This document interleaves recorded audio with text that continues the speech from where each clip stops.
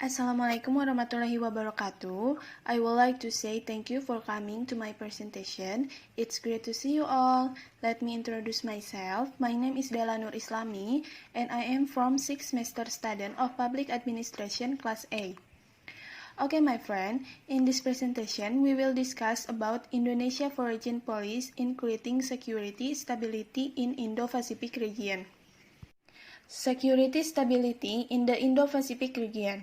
One of important factor in carrying of the life of the country is to survive or to maintain the stability of the country, security, and its region to be able to survive in various kinds of global powers.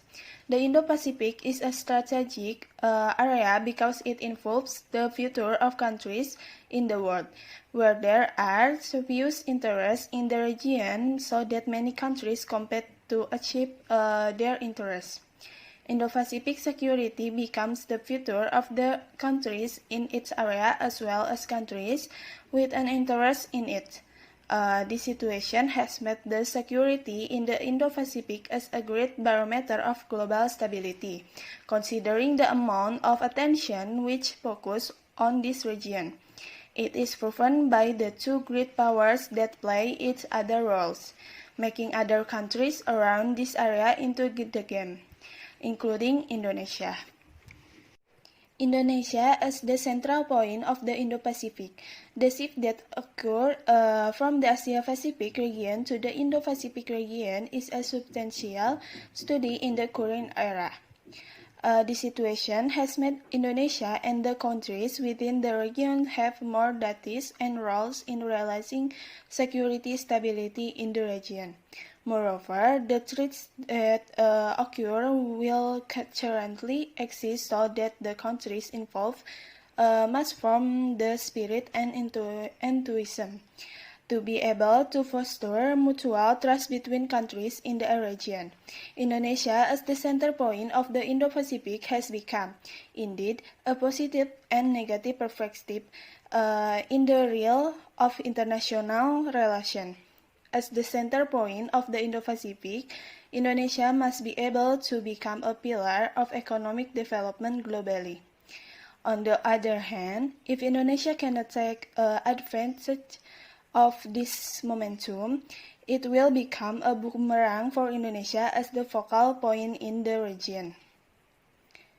The development done by Indonesia in achieving its interests cannot be separated from Indonesia foreign policy, free and active, which makes Indonesia have to strengthen security stability in the Indo-Pacific region.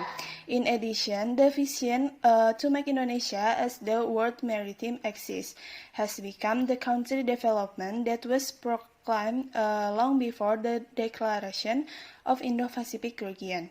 Based on this foreign policy, Indonesia continued to advocate the principle of being open and transparent to build high level of mutual trust in the region.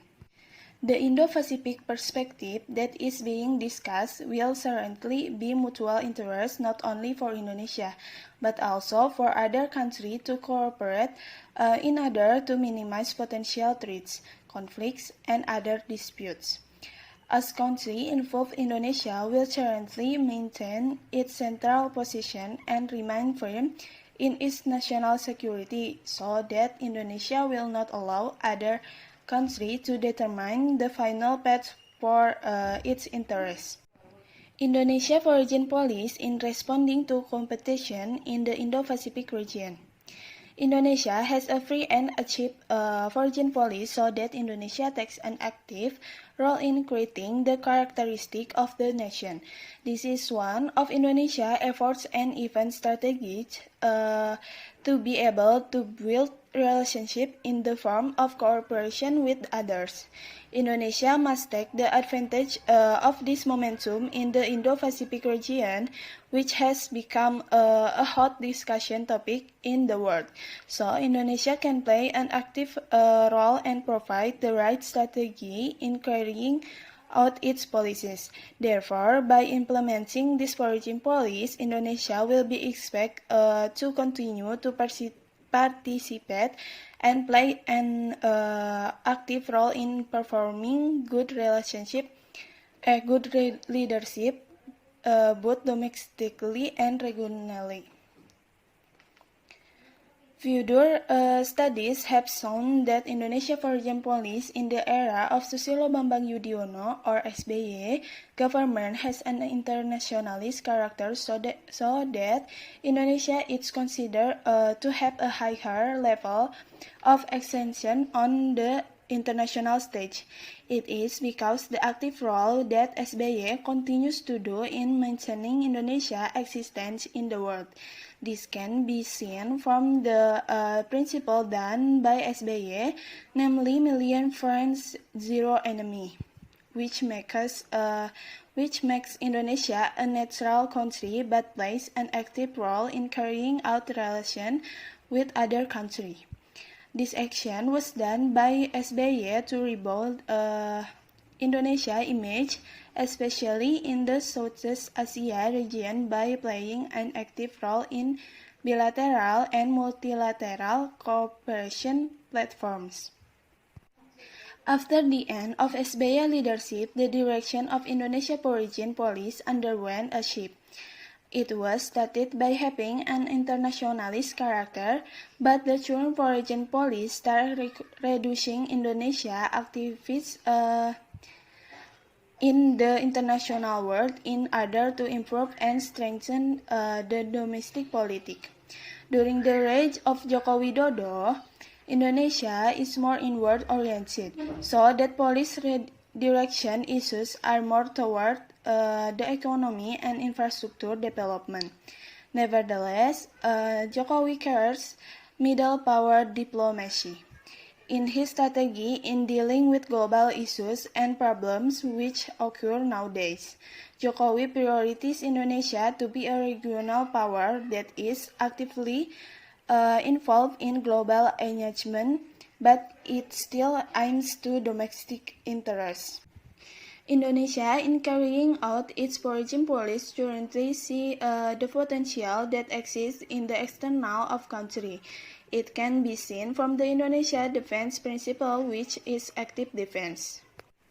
Indonesia participates in carrying out and sees the potential that exists in the region in order to participate in realizing security stability as one of the countries in the region with good infrastructure in the future. This is one of Indonesia's spirit in trying to foster mutual trust between countries in the Indo-Pacific region. By creating the mutual trust, it is hoped that it can anticipate and overcome various problems that exist in the area. The action can be proven by the concept of Indonesia cooperation carried out by the Minister of Foreign Affairs of the Republic of Indonesia, Retno Marsudi, that in ensuring security stability in the Indo-Pacific region, Indonesia carries out peace, stability, and prosperity, stated in ASEAN as one of the regions that is having the principle of freedom and a zone of peace for the whole country. By building this framework, the Indo-Pacific becomes an open area which emphasizes cooperation in every existing problem. Okay, thank you very much for your listening. May all those we have shared be beneficial for all of us. Wassalamualaikum warahmatullahi wabarakatuh.